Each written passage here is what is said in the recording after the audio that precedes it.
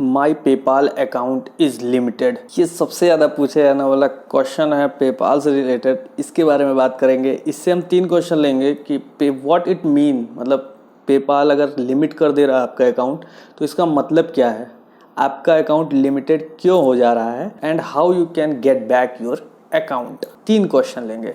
तो अगर आपने मेरा वीडियो पहले नहीं देखा है तो चैनल को सब्सक्राइब कर लीजिएगा, और पुराने वीडियो भी मैं पेपाल पे बनाया हूँ बहुत सारे, तो उसको भी जाके देखिएगा। और भी चीज़ों पे मैं वीडियो बनाता हूँ, लाइक माइनिंग से लेके और ऑनलाइन अर्निंग तक, तो वो भी आप जाके देखिएगा। नई टेक्नोलॉजी पर भी बात करता हूँ, तो चैनल को सब्सक्राइब कर लीजिएगा।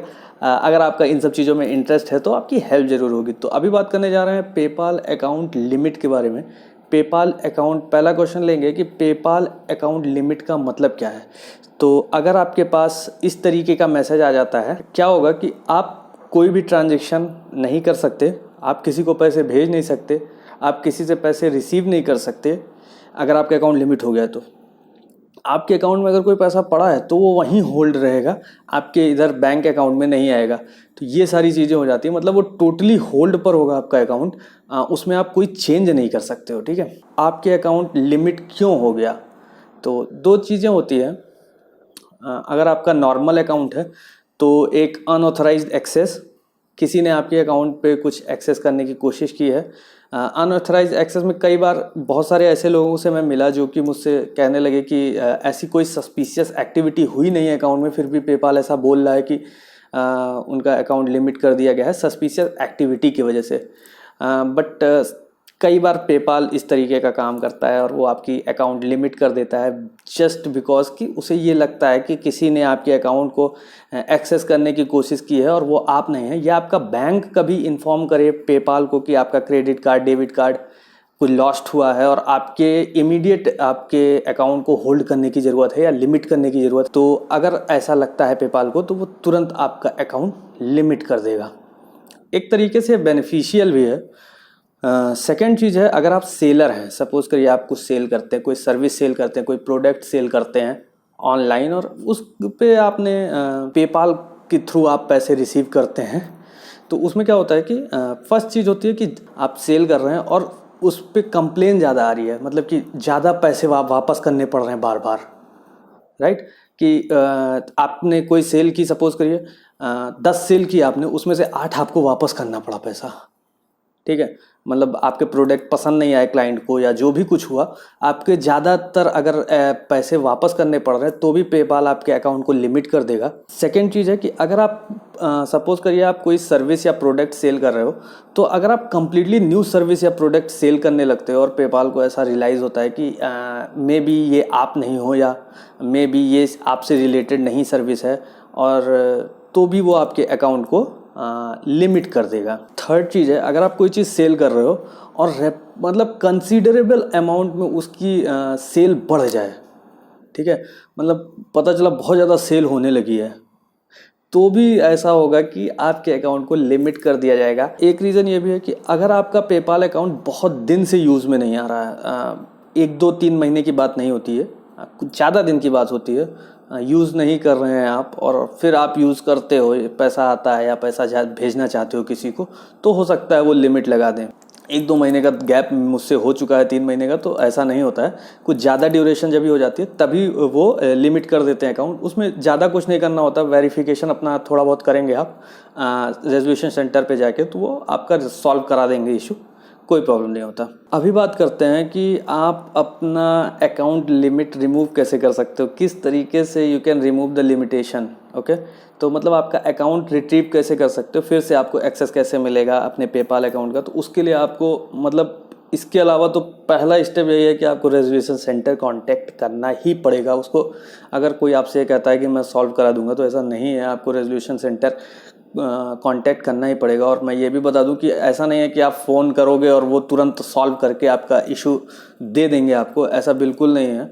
आप फ़ोन करोगे, अगर आप मेल के थ्रू या नॉर्मल मैसेज के थ्रू कांटेक्ट कर रहे हो तो भी टाइम लग सकता है, और कॉल करके अगर कर रहे हो तो मतलब ऐसा नहीं है कि आप कॉल पे ही तुरंत सॉल्व करा लोगे अपना इशू। तो फर्स्ट चीज़ हो गई कि आपको रेजोल्यूशन सेंटर कांटेक्ट करना पड़ेगा। पहले बात कर लेते हैं, अगर आप सेलर हो जो सेल कर रहा है सर्विस या प्रोडक्ट कोई, तो क्या करना पड़ेगा आपको, अपने डिटेल वो मतलब इन सब चीज़ों को आप पहले से कलेक्ट करके रखो, क्योंकि वो सब चीज़ें वो मांगेंगे ही। मैं ये नहीं कह रहा जो मैं बोल रहा हूँ वही वो मांग लेंगे, बट जो भी चीज़ें आप सेल कर रहे हो, जैसे आपने प्रोडक्ट की डिटेल और जो भी सेल परचेज़ की जीएसटी बिल वगैरह, जो भी बिल आप दे रहे हो या रिसीव कर रहे हो, तो ये सारी चीज़ें भी आपको अपने पास रखनी पड़ेगी, क्योंकि वो ये सारी चीज़ें मांग सकते हैं। तो नॉर्मल अकाउंट है अगर आपका, तो क्या होगा कि आपसे वो आपकी आईडी मांगेंगे, आपका पासपोर्ट, आपका ड्राइविंग लाइसेंस, मतलब आपकी वही नॉर्मल आईडीज़ जो होती हैं जिससे आप प्रूव कर सके कि आप ही आप हैं। समझ रहे हैं कि मतलब कोई और एक्सेस तो नहीं कर रहा है आपके साथ। कई बार वो ऐसा भी करते हैं कि कुछ कोड सेंड करते हैं आपकी मेल पे और उसके साथ फ़ोटो मांगते हैं, ताकि वो ये समझ सकें कि ये आप ही हैं जो अकाउंट को एक्सेस कर रहे हैं। तो कोई ऐसा मतलब 90% टाइम तो ये इशू सॉल्व हो जाता है बहुत आसानी से। कई बार पेपाल मतलब ऐसा होता है कि एल्गोरिथम फ्लैग करता है अकाउंट को कि अकाउंट सस्पिशियस है या नहीं। ऐसा नहीं है कि कोई बंदा बैठ के चेक कर रहा है कि आपका अकाउंट में कोई सस्पेक्टेड एक्टिविटी हुई है या आपके अकाउंट में क्या प्रॉब्लम है, ऐसा नहीं है। एल्गोरिथम चेक करता है, एल्गो होती है उसके पीछे जो ये चेक करती रहती है कि आपके अकाउंट में क्या चीज़ दिक्कत है। तो अगर कोई रेड फ्लैग होता है, ऐसा कोई सस्पिशियस चीज़ उसे लगती है कि हुई है, मतलब जिन चीज़ों की अभी मैंने बात की, तो वो आपका अकाउंट लिमिट कर देते हैं। और उसे सॉल्व करने का नॉर्मल सा यही तरीका है कि रेजोल्यूशन सेंटर आपको कांटेक्ट करना पड़ेगा। अगर आप सेल वेल करते हैं तो आपको आपके रिसिप्ट वगैरह होनी चाहिए आपके पास, अदरवाइज़ थोड़ा मुश्किल हो जाएगा आपको अकाउंट आपका एक्सेस करना। ऐसे बहुत से लोग आए मेरे पास जो चाहते थे मैं उनका अकाउंट रिट्रीव करा दूं, बट मेरी तरफ से ये कहना कि मैं करा दूंगा ऐसा नहीं हो सकता। आपको अपने तरफ से अप्रोच करना पड़ेगा और आपके पास चीज़ें होनी चाहिए जो मांग रहे हैं। अभी आपसे कोई बैंक अकाउंट डिटेल वो मांग रहे हैं और आपके पास वो डिटेल ही नहीं है, आपका नंबर कोई और है, आपका नाम कुछ और है, तो फिर आप ये डिफ़िकल्ट हो जाएगा। आपकी आईडी आज सही होनी चाहिए कि आपकी कंट्री की, आपके जहाँ पे आप रह रहे हैं, जिस सिटी में आपकी जो आईडी बनी हुई है उस पर आपका नाम सही लिखा है कि नहीं, आपके बैंक के नाम से और आपकी आईडी के नाम से वो मैच कर रहा है कि नहीं। अक्सर ऐसा होता है कि आपकी आईडी में कुछ मिस्टेक्स हो जाती हैं, लाइक आपकी एज में। तो इन सब चीज़ों को मैटर करता है। अगर ऐसा है तो कम से कम 2 या 3 आईडी आपके पास होनी चाहिए जो आपको ये वेरीफाई करा सके कि नहीं, आपकी ये आईडी पे जो गलत लिखा हुआ है वो उस आईडी पे सही है। तो ये सारी चीज़ें होती हैं। एक क्वेश्चन ये भी है कि मतलब कितने दिन में आपका रेजोल्यूशन मतलब रिजॉल्व हो जाएगा इशू। तो यार देखो, इसका कोई टाइम लिमिट नहीं है कि कितने दिन में आपका इशू सॉल्व हो जाएगा। वो 2 दिन में भी हो सकता है और हफ्ते भर भी लग सकते हैं। इट्स डिपेंड अपॉन योर मतलब कॉम्प्लेक्सिटी ऑफ योर प्रॉब्लम, कि मतलब कितना कॉम्प्लेक्स है आपकी सिचुएशन, कितनी बुरी है, इस पे डिपेंड करता है।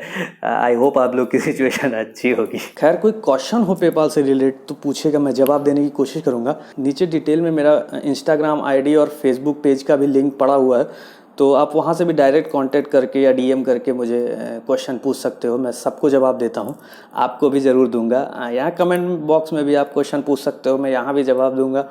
चैनल को अगर सब्सक्राइब नहीं किया तो भाई चैनल को सब्सक्राइब कर लो। कोई क्वेश्चन हो तो पूछना, टेंशन ना लेना बिल्कुल भी। आप देख रहे हैं टेक जन 24। मैं Manu Singh, thank you so much.